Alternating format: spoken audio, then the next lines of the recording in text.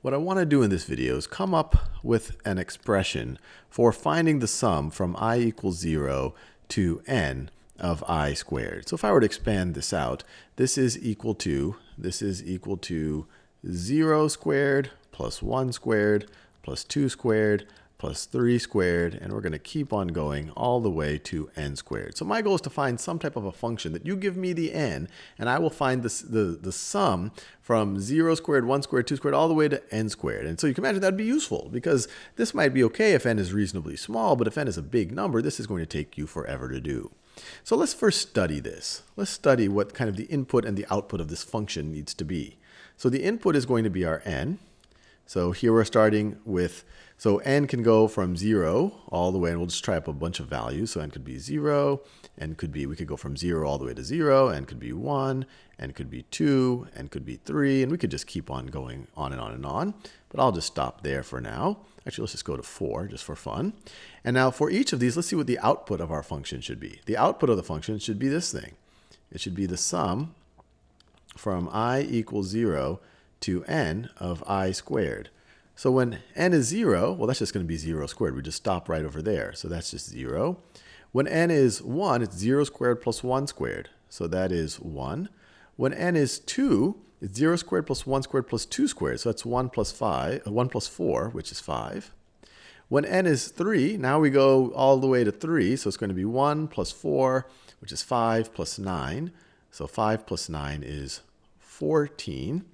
And then when n is 4, we're going to add the 16, 4 squared, to this. So this gets us to 30. And of course, we could keep going on and on and on. So let's study this a little bit to think about what type of a function we might be, that might, for each of these inputs, might give us this type of an output. So let's first look at the difference between these terms. So the difference here is 1, difference here is 4. And this is obvious. We added 1 here. We added 2 squared here. We added 3 squared, or 9 here. We added 4 squared, or 16 here.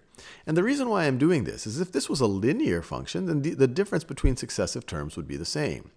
Now, if this is a quadratic function, then the differences between the differences would be the same. Let's see if that's the case. So the difference here is 1, the difference here is 4.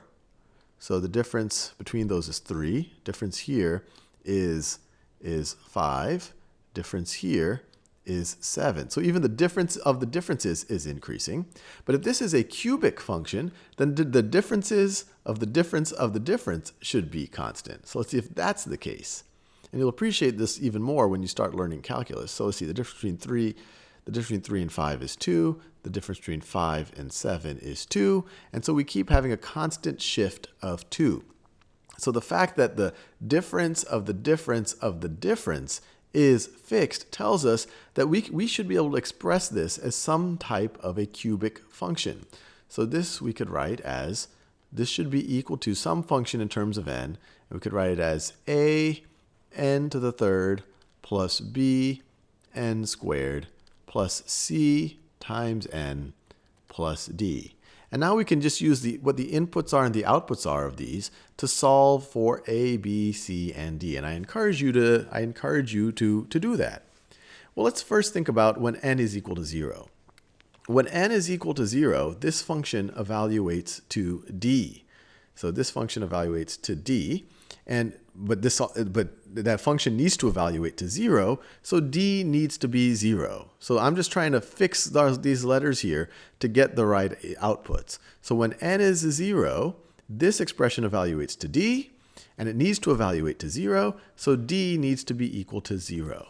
So d is equal to 0, or we could just ignore it. So that helps us a little bit. We know from this data point, we're able to whittle it down to it having this form right over here. And so now we can take each of these inputs, figure out what their corresponding output is. So let's do that. I'll do that over here. So when n is 1, this thing evaluates to, when n is 1, let me do this in a new color. When n is 1, this thing evaluates to a times 1 to the third power, which is just 1, plus b times 1 squared, which is just 1, plus c times 1, which is just c. And this needs to be equal to 1. It needs to be equal to 1.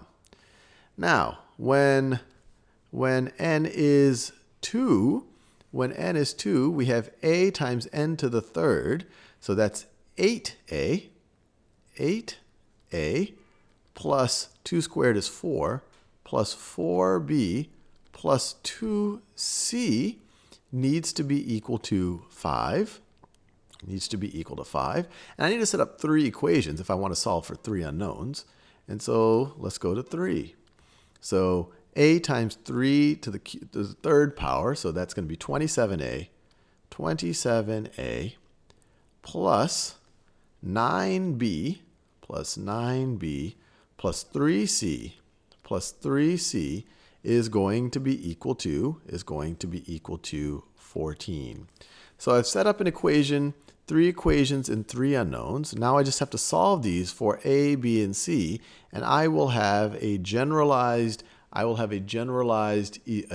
formula for finding the sum of finding this sum right over here, this sum of the first n squared, the first n numbers squared, I guess you could call it.